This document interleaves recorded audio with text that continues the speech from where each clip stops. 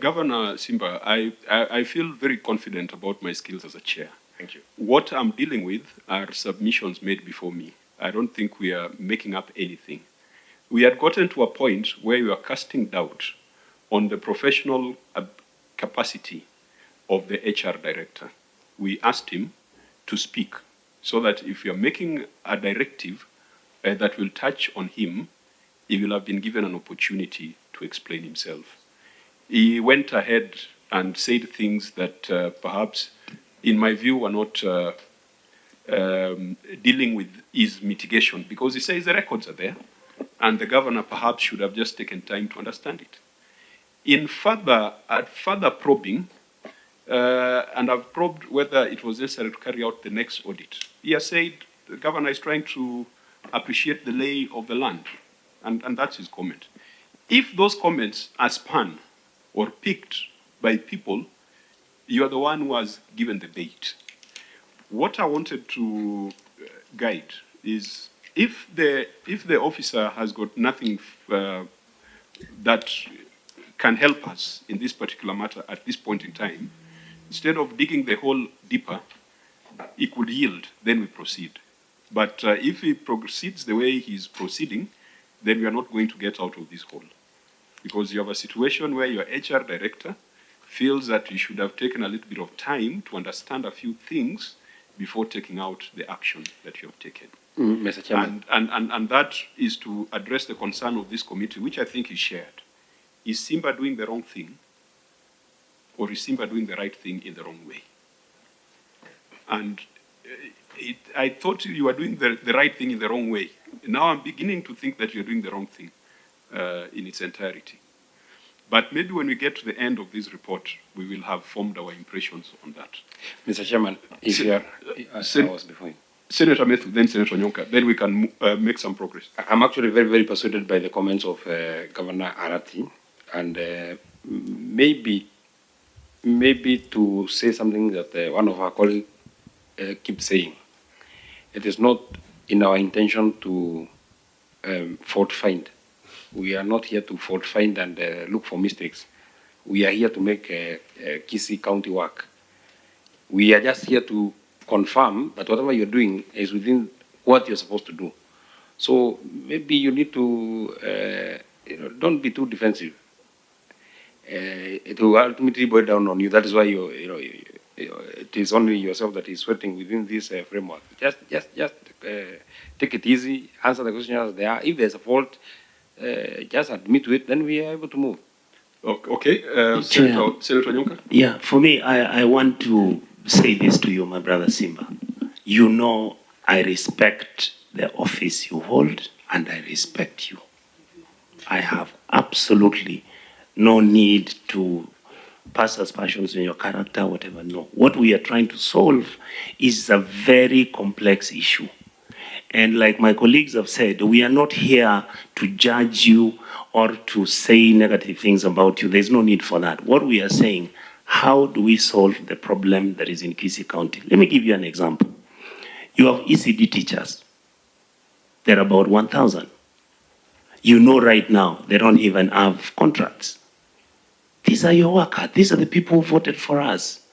Why do we find it difficult to make sure that ECD teachers are given either a contract or they are actually put on permanent and pensionable, because that is what we are supposed to do as leaders? Number two, the second issue that I've raised, and I'm raising this to, and it's not personal, Your Excellency Governor. This is never personal, especially with the director of HR. I've been asking him this question, because for me, it is a very, very painful question. How many ghost workers does Kisii County have? He's the one who's been doing the audit. He's been looking at all the details. We have what the national government through Treasury has said what was not supposed to be done. Out of the 18 things that the county government HR department was supposed to come and tell you that, Governor, can we fix this? Can we fix this? You've been in power for now 10 months.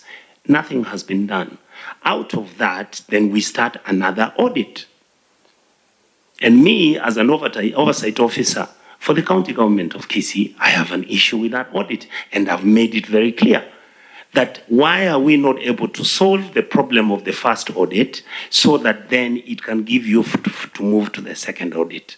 Your Excellency, I'm not asking anything that you can't handle and he can't handle. Okay, thank you, Senator. The Governor? And there was a question by Senator Dulu at some point on your thoughts around way forward. So maybe as you respond, let's be thinking of a way forward. Chair, can you allow me to, I don't know if we go to the questions again, subsequent questions that are being asked by senators about ECD.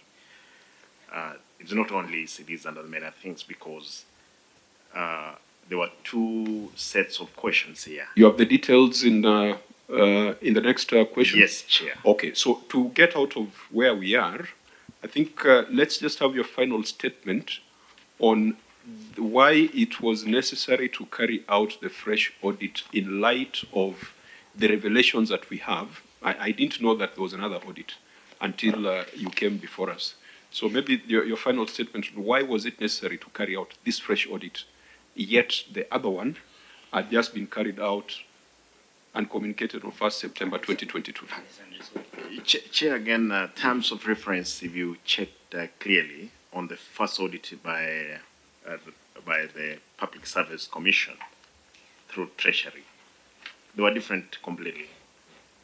And I want to repeat on what my officer said. When I came to the office, is that I need to understand when there is so many arising questions from this audit to understand who are these ghost workers. What are they withdrawing as salaries? It's important. Given that, again, there are officers who are supposed to be employed permanently. They are not, simply because of these audits that are coming up. Therefore, that prompted for us, within, again, the law, to form the task force or the audit committee to resolve the cases which were raised by the Public Service Commission. The reason for us to have that audit is out of the audit queries which were raised by the control of budget. Okay, that is your submission. I think at the end of it, we'll be asking ourselves how that then relates to the outcomes of devolved governments, how it will relate to improved health, it will relate to improved agricultural productivity, because I don't think that dealing with ghost workers is the end. It should be a means towards an end, making Kisii County more efficient and allowing you to put more money in productive sectors. Chair, not cutting you, I want to point out a reason again for us to have had this audit is when you find out that the subordinate staff, they are more than the people we need, like the nurses. Our hospitals, they have no nurses completely. Therefore, for you to understand, again, what workforce do you have, given that there is this response from Public Service Commission, for you to fix that problem. Otherwise, you'll be having people that you don't know what they are doing when other critical institutions, they are suffering. Okay, can we go to number 4 then, because that gives us the ratios. We can reflect on that. The question was the extent to which the county has adhered to the fiscal responsibility principle set out in the PFM Act with regard to wages and benefits to public officers. Kindly provide the annual expense to budget ratios for this class of expenditure from financial year 2013-2014 to date. You may respond, Governor. Chair, again, I want to state that there are very low levels of adherence to fiscal responsibility principles as set out in the Public Finance Management Act 2012 with regard to wages and benefits to public officers. Analysis of budget versus total personnel enrollment for financial year 2013 to 2014 to date is on the table down there. Maybe you can just focus on the percentages. Chair, if you check 2013, it was 36. 2013-2014, 36, 2014-2015, 42. Again, Chair, if you check, it went down to 36. Now, subsequent years is an increase. I can tell you even the 45 is not true, it's around 58. That's where we are. The annual, Chair, you check the annual personal amendment percentage based on the actual receipts, disbursement from National Treasury of every financial year from 2017 to 2018 to 2021, 2022 was shown as on the table below. Again, if you check, it's on the trajectory from 46, 50, 48, 53, 58. And there are those annexes that have been put there, Mr. Chairman. So if for every 100 shillings, 58 shillings goes to wages and employee costs, how many shillings go to development out of 100? Chair, the act is clear that we are supposed to do 30-70. But here, we do around 24 against 76, which is against, again, the law. 24 being 24% Development, going to yes. development. The law is that we cannot come down to below 30.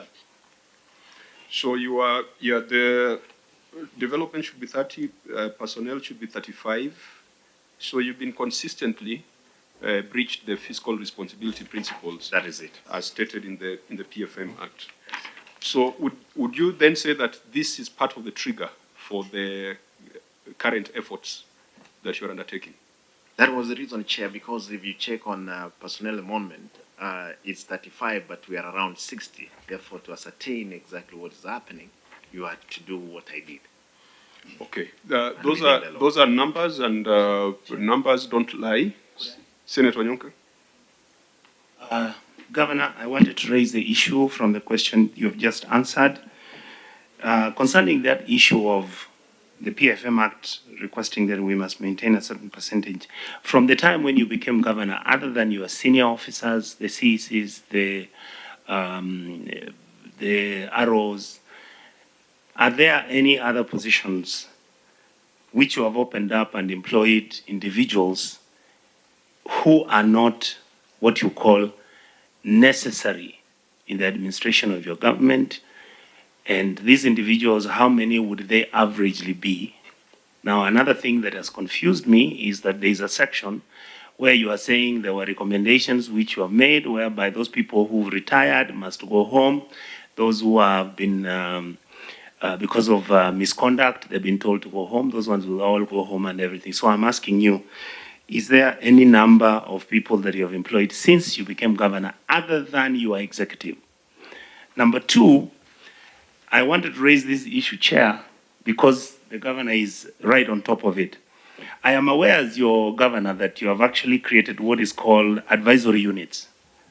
I know that there are advisory units in terms of people advising you politically, either on the politics side, economic side, finance side, and you even have what is now called a delivery unit within your office. I wanted to ask the HR boss, and if the Public Service Board was here, I would have asked them the same question. And the question I'm asking is, these people that have been employed, and yet we have a moratorium or we have a stoppage to employing people because of the 40-something percent, 50-something percent we are at. And the last issue that I wanted to ask is, in terms of the law, and I'm talking to you, Director, not necessarily the governor, how many units can you form within the county government structure? In other words, how many people can the governor employ within that structure as being part and parcel of advisory units? Okay, let's deal with those questions. Governor? Chair, number one, I want to point out that yes, there are those positions provided in the law when we come to the office. The CECs, the chief officers, advisors. These are the positions that we have found there. They are not new creation. They're only new creation. And then the new creation, you can't create. You have to write to the service board to accept for you to take to the assembly. It has to take the route of the law, again, for purposes of service delivery. And that is it.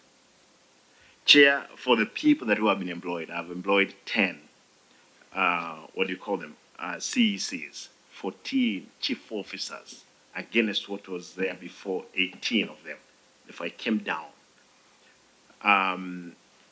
Advisors, 6, against, I think, 9 who are there. The only provision that has been provided, again, following the law, is the GDU 5. And that's all.